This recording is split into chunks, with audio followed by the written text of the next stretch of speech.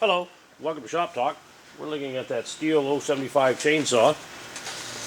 It's a 111 cc's, 6.77 cubic inch. Power head on this weighs 23 pounds.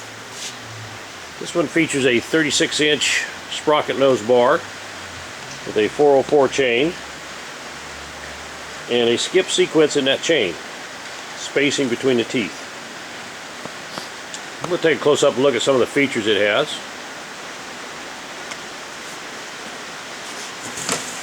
Kill switch is right on top. Choke is on the opposite side. It does have a throttle lock.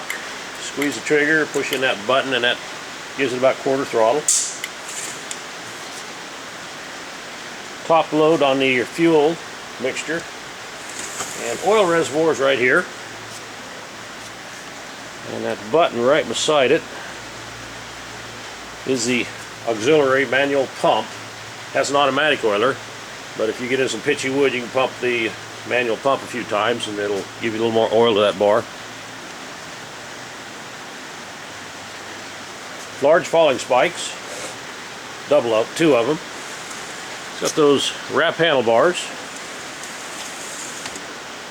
And it's just a vintage saw, very powerful saw.